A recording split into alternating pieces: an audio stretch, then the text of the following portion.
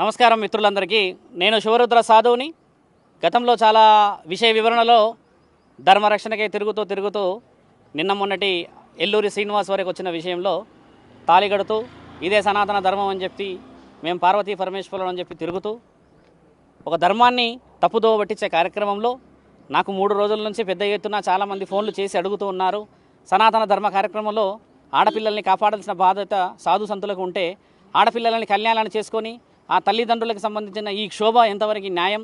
ఒక శివరుద్ర సాధువే ఈరోజు బయటకు వచ్చి మాట్లాడడం చేత చాలామంది బయటకు వస్తున్నారు.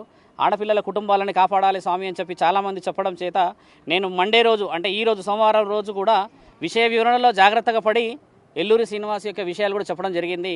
గతంలో ఆయన చేసిన ఒక ఉత్తమమైన పని జనవరి 1 రోజు ఇంకో అమ్మాయికి కూడా తాళి కట్టడం, ఆ అమ్మాయిని మానసికంగా వేధించడం, శారీరకంగా వేధించడం, ఆ అమ్మాయి ఈరోజు ఒంటరిదైపోయి దిక్కుచోతని పరిస్థితుల్లో ఉన్న ఆ పరిస్థితిని నేను నిన్న మొన్నటి నుంచి ఎంతో వివరంగా మాట్లాడడం జరిగింది.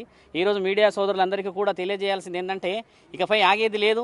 ఎల్లూరి శ్రీనివాస్కి మనందరం కూడా అఘోరి అన్న పేరు పెడుతూ తిరుగుతున్నాడు కాబట్టి ఆయన గారిని అడ్డుకునే మహాప్రయత్నంలో ఈరోజు సోమవారం రోజు పరమాత్ముడి ఆజ్ఞ వచ్చిందని చెప్పి నేను అనుకుంటున్నాను. కాబట్టి ఆ అమ్మాయికి మీరందరూ మీడియా ముఖంగా ఈరోజు ముఖ్యమైన వ్యక్తులు పోలీస్ అధికారులే కానీ మన ముఖ్యమంత్రియే కానీ అక్కడ చంద్రబాబు నాయుడు గారు, పవన్ కళ్యాణే కానీ తెలంగాణ ఆంధ్ర రాష్ట్రాల్లో ఉన్న దిగ్గజాలందరికీ కూడా మేము విన్నపించుకునేది ఏంటంటే ఇలాంటి వ్యక్తుల్ని మనము ఈరోజు ఉత్సాహపరిస్తే రానున్న సమాజంలో ఆడపిల్లలకి రక్షణ లేకుండా పోతుంది.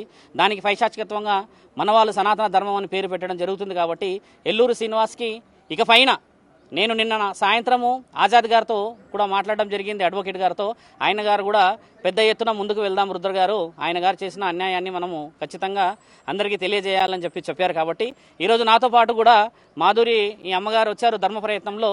నేను ఆ అమ్మాయి ఎవరో కూడా మాట్లాడేసి వివరణ ఆ అమ్మాయిని కూడా మీడియా ముఖంగా చెప్పేది ఏంటంటే ఆ అమ్మాయిని ఎవరైతే ఎల్లూరు శ్రీనివాస్ గతంలో పెళ్లి చేసుకున్నాడో మీ అందరికీ సగౌరవంగా చెప్పేది ఏంటంటే ఆడపిల్లని మీరు అందరూ ఛానల్ వాళ్ళు వెళ్ళి ఇబ్బంది పెట్టకూడదు.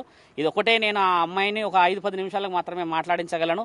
ఎందుకంటే ధర్మ ప్రయత్నంలో నేను ఆడపిల్లల కోసం ఎక్కువ శాతంగా ప్రయత్నం చేస్తూ పోరాడుతూనే ఉంటాను. కాబట్టి ఒకసారి నిజాల నిర్ధారణ చేసిన తర్వాత మిగతాదంతా కూడా మనము ప్రేక్షకుల ద్వారా ఎక్కడెక్కడ మనకి మన వాళ్ళు భక్తులందరూ ముందుకు వస్తారో అక్కడ ధర్మాన్ని కాపాడే విధంగా వెళ్లాల్సిందని కోరుతున్నాము. అమ్మాయితో కూడా మాట్లాడాలి. ఆ విషయాలు మీకు కూడా తెలియజేస్తాను. నేను ఇప్పుడు మాధురి గారు కూడా వారి యొక్క వివరణలో సనాతన ధర్మం గురించి అని 2-3 రోజుల నుంచి పోరాడుతూ ఈ రోజు మనందరిని కలవాలి గురూజీ అని చెప్పి ఆ అమ్మాయి గురించి గలమెత్తినందుకు ప్రత్యేకంగా కృతజ్ఞతలు. ఒకసారి మీ విషయాలు కూడా చెప్పండి తల్లి. అసలు ఏమి ఆలోచనలో ఉన్నాం, మనము ఏం చేయాలనుకుంటున్నాం, మనం ఎలా వెళ్ళాలనుకుంటున్నాము?